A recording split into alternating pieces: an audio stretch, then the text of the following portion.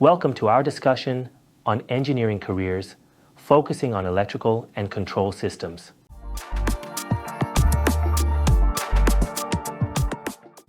Today, we're diving into some really insightful points on discovering passion early in your career. Absolutely. It's such an essential step. What really stands out is the advice to experiment with different roles, like SCADA programming, PLC coding, and network integration, right? Exactly. It's like you're encouraged to try all these areas to figure out what lights your fire in electrical Yeah, and control systems. This broad exposure early on can really set the stage for a fulfilling career. that makes sense.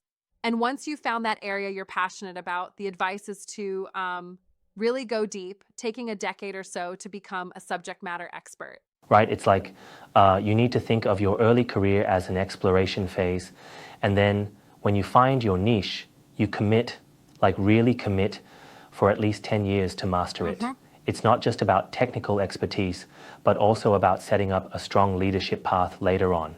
Speaking of leadership, it's pretty interesting how leadership and professionalism grow in importance as you progress. I mean, technical skills are vital, but leading projects and mentoring others seem to be the real game changers later, don't they? Absolutely. Technical know-how is the foundation, but what really drives long-term success is the ability to lead, communicate, and deliver Yes. value to clients. It's like having a toolbox that's got everything from problem solving to people skills. And I find it interesting how this idea challenges the common notion that a higher salary should drive every career move. Money's important, but clearly it's more about value creation. Yeah, exactly. Um, just like our expert stressed, money follows value. If you focus on being the best at what you do, Right? the money will naturally come. It's a long-term play versus chasing that immediate paycheck boost. But here's a thought. How do you balance the need for financial stability with the desire to explore different opportunities early on? Good question. I think the idea is to look at each role not just as an income source, but as a learning opportunity. You gather experience, build a network, Yeah. and develop skills that compound over time. It's like investing in your future rather than just your bank account. That's a solid perspective. But don't you think sometimes the lure of quick money might tempt someone to switch jobs too impulsively? For sure, and that's actually flagged as one of the biggest mistakes, jumping jobs just because a friend said so or because of a slightly higher pay. Strategy over impulsiveness is key here. Exactly. I mean, it's really about having a strategic plan, find a mentor, develop your passion, and follow a deliberate path. Speaking of mentors, isn't that another strong piece of advice in the mix? Absolutely. Mentors play a crucial role. Having someone who's already traversed the path you want to take is invaluable. It's like having a seasoned captain guiding you through unpredictable waters. You learn Yes. faster and avoid unnecessary detours. And what about that idea of dedicating those early years to really mastering technologies like SCADA and automation? That seems to really shape one's career as an SME. Definitely. It's like uh, laying a strong technical foundation. Mastering SCADA and automation isn't just about knowing the systems. It's about understanding the core principles that you can build on through leadership roles Yeah. later on. It essentially becomes the cornerstone of expert status. Now, one thing I noticed is that our expert mentioned that if he could do it all over again, he'd probably skip some of the wasted time in the early years. Isn't that a sort of critique of our learning process? Yes, that's an interesting point. He implies that while exploration is important, there's a balance to be struck. It's about being efficient with your learning. Also, you might say that sometimes too much trial and error can delay your progress into becoming a true expert. It's all about smart learning, not just more learning. That's a fair criticism. It's like sometimes you need a bit of focus, even in the exploration phase. I'm curious, how would you say leadership and mentoring interplay in this stage of a career? They're interlinked. Early on, you're gathering skills, but as you progress, you start leading projects, and mentoring others becomes part of your role. It's almost like a natural evolution where you move from learning to teaching. And this Right? transition enhances not only your technical credibility, but also your broader professional influence. It's really a symbiotic growth. Your mentors help guide you, and then you mentor others, which solidifies your own expertise. Exactly. And it's important not to just stay within your technical bubble. Leadership involves understanding client needs and driving projects that deliver real value. Yep.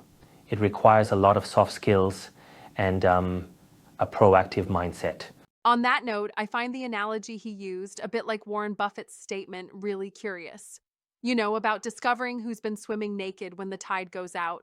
It's a vivid metaphor for how value creation works. Right, it really paints the picture of economic downturns exposing those who lacked true expertise. Your value and expertise become your safety net in hard times. It's a wise perspective on long-term career security.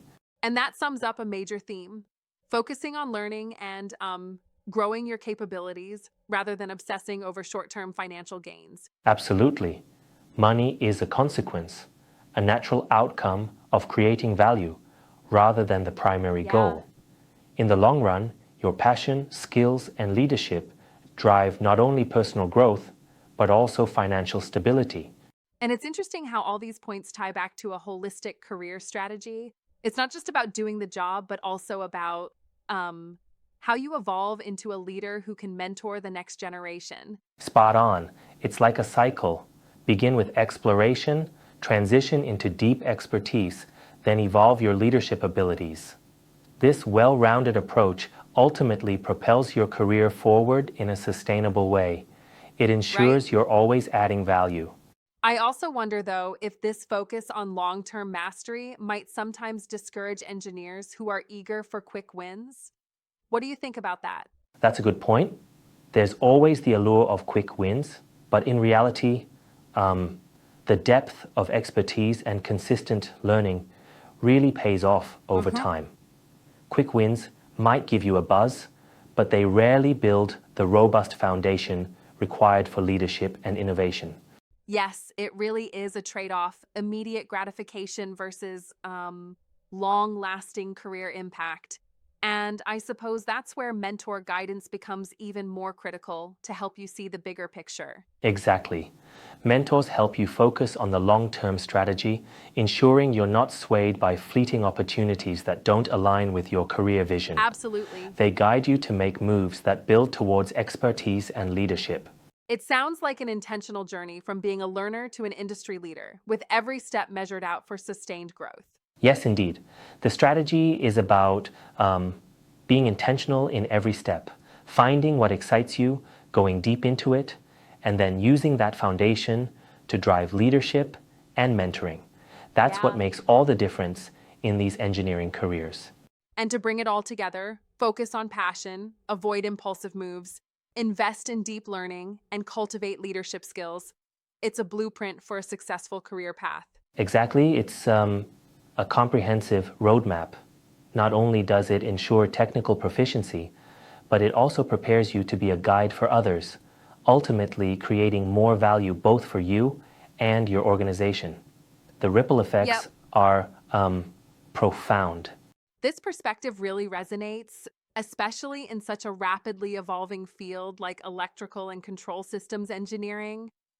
It encourages a balanced approach to personal and professional development. Absolutely. And it's a timely reminder that while technical skills may open the door, the ability to lead, learn continuously, and add value is what truly drives long-term success. It's been a great discussion on how passion, expertise, and leadership build a strong, lasting career. Thanks for breaking this down so clearly.